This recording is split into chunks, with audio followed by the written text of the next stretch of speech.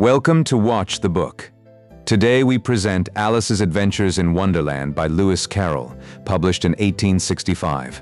Join us as we journey down the rabbit hole into a world of pure imagination. Alice was beginning to get very tired of sitting by her sister on the grassy bank and of having absolutely nothing to do. She had peeped once or twice into the book her sister was reading. She was considering in her own mind whether the pleasure of making a daisy chain would be worth the trouble of getting up, when suddenly a white rabbit with bright pink eyes ran close by her. There was nothing so very remarkable in that, but when the rabbit actually took a watch out of its waistcoat pocket, she ran across the field and popped down a large rabbit hole under the hedge. The rabbit hole went straight on like a tunnel for some way, and then dipped suddenly down. Either the well was very deep, or she fell very slowly, looking at cupboards and bookshelves as she passed. She took down a jar from one of the shelves as she passed. It was labeled orange marmalade, but it was empty. She carefully placed it into another cupboard as she fell to avoid hurting anyone below. Down, down, down. Would the fall never come to an end? Suddenly, with a thump, the fall was over. Alice jumped up onto her feet, finding herself in a long, low hall lit by a row of hanging glass lamps. There were doors all around the hall, but she found they were all securely locked. Walking sadly down the middle, she came upon a little three-legged table made entirely of solid glass. On it lay a tiny golden key, and behind a low curtain she found a little door about 15 inches high. The key fit perfectly, opening to a passage leading to the loveliest garden you ever saw. But she could not even get her head through the doorway. Returning to the glass table, she found a little bottle resting upon it, with a paper label featuring the words "Drink Me" beautifully printed. Finding it tasted delightfully of cherry tart, custard, pineapple, and hot buttered toast, she drank it down, shutting up like a telescope until she was only 10 inches high and ready for the door. Alas for poor Alice, she had left the little golden key on the table and could not reach it. Soon her eye fell on a little glass box lying under the table, containing a very small cake marked "Eat Me." "Curiouser and curiouser," cried Alice, quite forgetting how to speak good English. She was now opening out like the largest telescope that ever was, her head striking against the roof of the high hall. Finding herself hopelessly trapped and more than 9 feet high, she sat down and began to cry again. She went on shedding gallons of tears until there was a large pool all around her on the floor. After a time, the white rabbit returned, splendidly dressed with a pair of white kid gloves. When the giant Alice spoke to him, he started violently, dropped his things, and scurried away into the dark. The hall was very hot, so she kept fanning herself. She soon realized the fan was making her shrink rapidly, hastily dropping it just in time to avoid shrinking away altogether into nothingness. As she said these words, her foot slipped, and splash! She was up to her chin in salt water. She soon made out that she had fallen into the pool of tears which she had wept when she was 9 feet high. Hearing splashing nearby, she swam nearer and found a mouse. Hoping it could talk, she repeatedly offended the poor creature by proudly discussing her cat Dinah and a bright-eyed, rat-killing terrier. It was high time to go, for the pool was getting quite crowded with the birds and animals that had fallen into it. There were a duck and a dodo, a lory and an eaglet, and several other curious creatures. Alice led the way, and the whole dripping party swam to the shore. They were indeed a queer-looking assembly on the bank, with draggled feathers and clinging fur, all feeling cross and very uncomfortable. The mouse, acting with an air of authority, attempted to dry them off by reciting a terribly dry history lesson about William the Conqueror, but it proved completely ineffective for the shivering group. The dodo solemnly proposed a caucus race to get them dry. He marked out a circular course, and they all ran haphazardly until the dodo suddenly called out that the race was over, leaving them panting. Everybody had won, and all must have prizes. Alice handed out her own box of comfits to the birds and animals, and the dodo solemnly presented her own thimble back to her as a very elegant reward. A moment later, Alice heard a light pattering of feet. It was the white rabbit, trotting slowly back. He angrily mistook Alice for his housemaid, Mary Ann, and ordered her to run home and fetch his gloves. Inside his neat little house, Alice found the gloves on a table, but also noticed a little bottle. Hoping to grow large again, she uncorked it and boldly put it to her lips without waiting to consider. She grew so rapidly she had to kneel down on the floor. In another minute, she had to put one arm out of the window and one foot up the chimney, completely and uncomfortably trapped inside the tiny room. Presently, the angry rabbit arrived, trying the door and then the window, only to be blocked by Alice's giant arm. Retreating in frustration, he sent his Irish servant Pat to dig for apples outside. They forced Bill the lizard to go down the narrow chimney. Hearing him scratching above her, Alice gave one sharp kick, sending the poor little fellow flying up into the sky like a launched skyrocket. The crowd outside retaliated by throwing a barrel full of pebbles through the window. Alice was surprised to notice the pebbles all turning into little cakes as they lay scattered across the wooden floor. Alice swallowed one of the cakes, shrank instantly, and ran out of the house.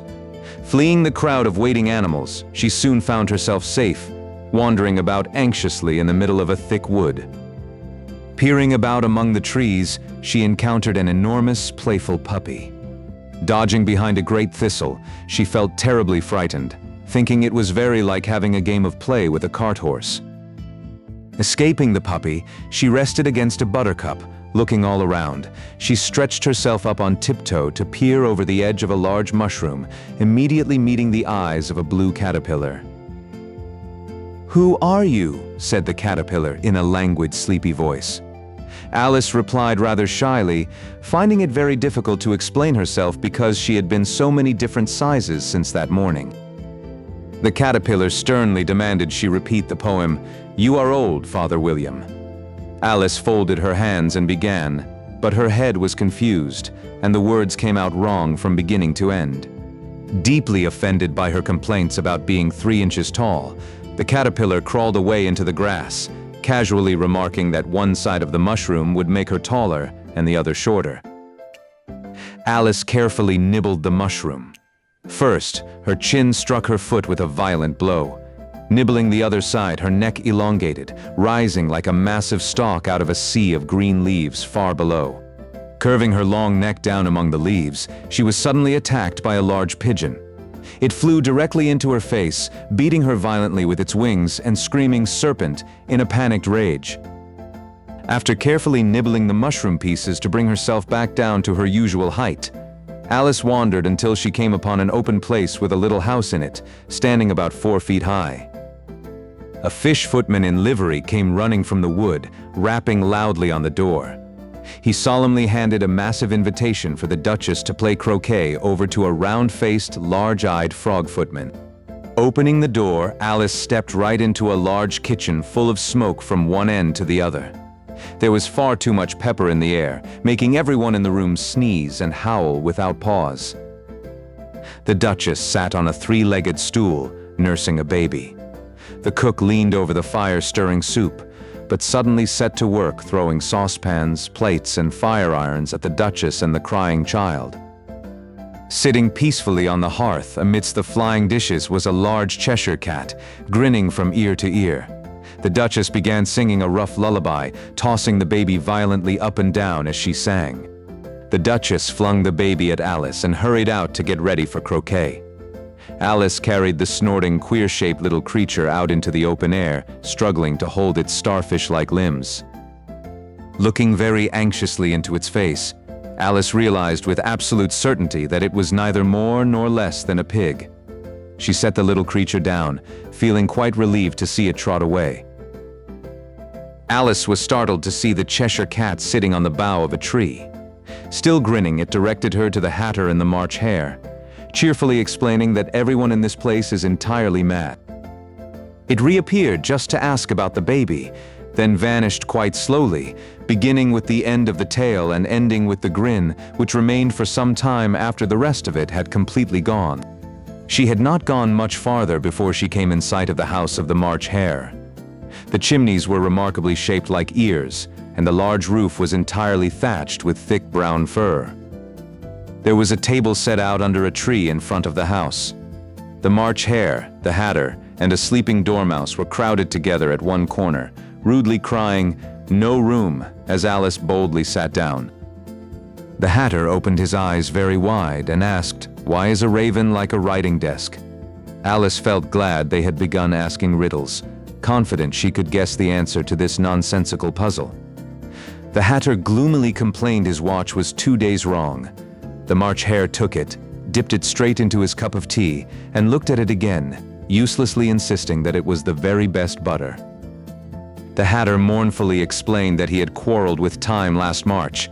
Ever since that great concert, Time refused to do a thing he asked, leaving them permanently trapped at 6 o'clock tea time. Pinching the Dormouse on both sides to wake it up, they demanded a story. The sleepy creature began a hurried, confusing tale about 3 little sisters who lived at the very bottom of a treacle well. Unable to bear their rudeness and the completely nonsensical conversation any longer, Alice got up in great disgust and walked off into the wood, declaring it the stupidest tea party she was ever at. Noticing one of the trees had a door leading right into it, she went in and found herself back in the long hall. Taking the golden key, she unlocked the door and finally entered the beautiful garden. A large rose tree stood near the entrance, bearing white roses. 3 gardeners, shaped exactly like oblong playing cards, were frantically working to paint the flowers bright red before the queen arrived. Suddenly, the gardeners threw themselves flat on their faces. A grand procession arrived, filled with diamond courtiers, heart-covered royal children, and culminating with the King and Queen of Hearts. The queen turned crimson with fury upon seeing the white roses and screamed, "Off with their heads!" But Alice bravely tucked the unfortunate playing card gardeners into a large flower pot for protection. Alice thought she had never seen such a curious croquet ground.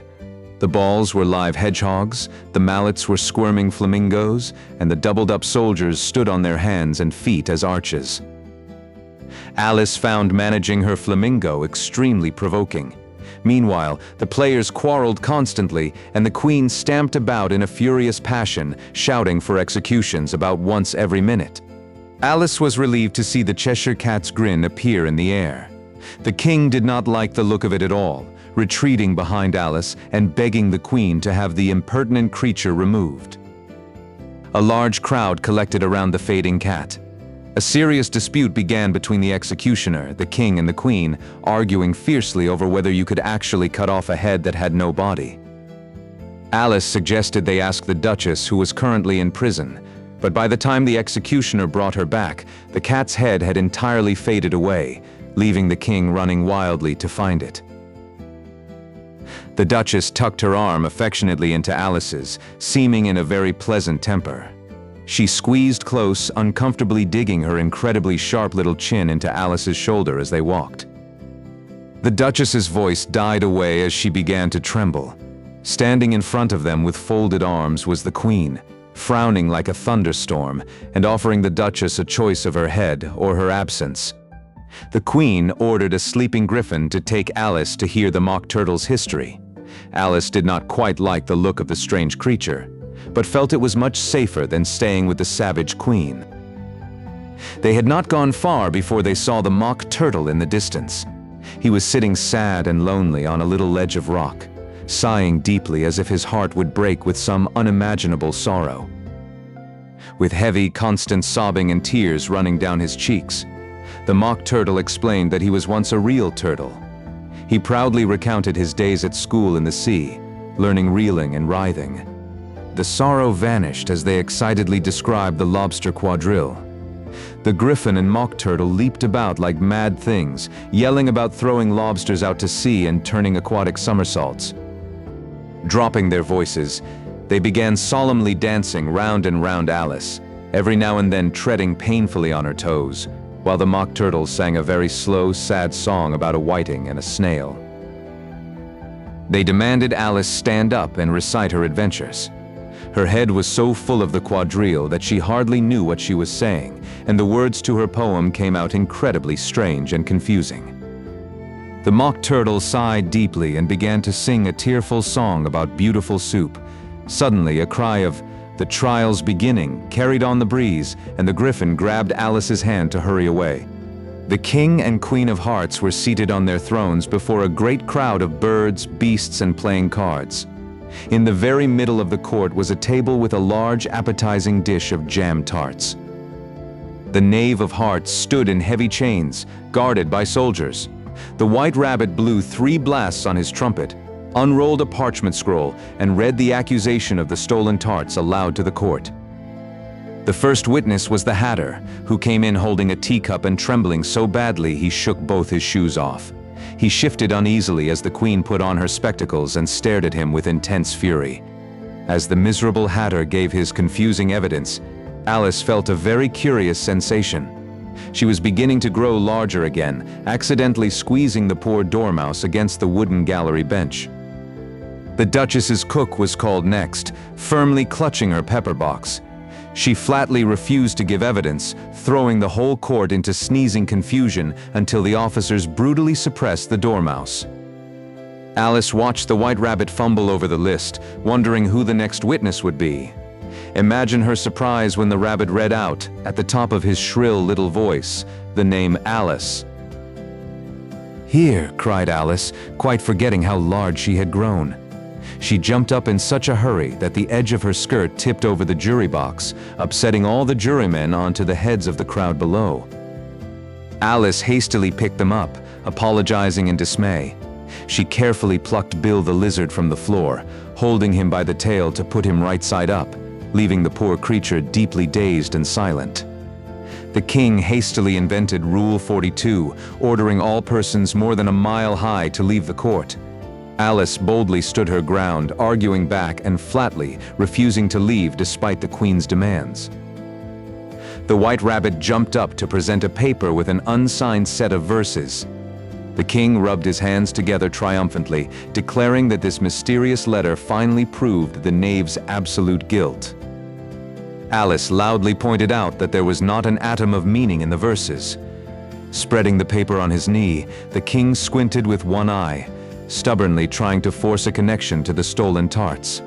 The queen furiously demanded the sentence be given before the verdict.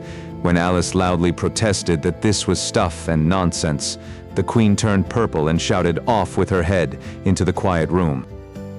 Having grown to her full, towering size by this time, Alice was not a bit afraid. "Who cares for you?" she shouted down at the royal court. "You're nothing but a ridiculous pack of cards." At this, the whole pack rose up into the air and came flying down upon her. She gave a little scream, half of fright and half of anger, throwing her hands up to beat off the terrifying rustling paper swarm. The swarm faded, and Alice found herself lying peacefully on the grassy bank. Her head rested softly in the lap of her sister, who was gently brushing away dead leaves that had fluttered down upon her face. Alice's sister smiled gently. "Wake up, Alice dear, what a long sleep you've had." Alice sat up and eagerly recounted the strange adventures and curious creatures she had witnessed in her incredibly vivid dream. When she had finished, her sister kissed her cheek and told her it was time for tea. Alice jumped up and ran off across the meadow, thinking to herself as she went what a truly wonderful and extraordinary dream it had been. Her sister sat still, leaning her head gracefully upon her hand. Watching the setting sun, she thought deeply of little Alice and her adventures until she too began to dream after a fashion. Sitting with closed eyes, she almost believed herself in Wonderland.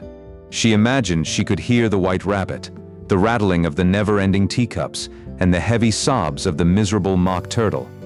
Opening her eyes, she knew all would change to reality. The rattling teacups would become tinkling sheep bells, and the queen's shrill cries would simply be the voice of a shepherd boy calling to his flock. Lastly, she pictured how this little sister of hers would one day be a grown woman. She knew Alice would keep, through all her riper years, the simple, curious, and deeply loving heart of her childhood. She imagined Alice gathering other children around her, making their eyes bright and eager with many a strange tale, perhaps even sharing this very dream of Wonderland from long ago in the summer. and how she would feel with all their simple sorrows, and find a profound pleasure in all their simple joys, always remembering her own child life and the warmth of those happy, perfect summer days. Thank you for exploring Wonderland with us. If you enjoyed this journey down the rabbit hole, please subscribe to Watch the Book for more classic literary tales brought to beautiful, animated life.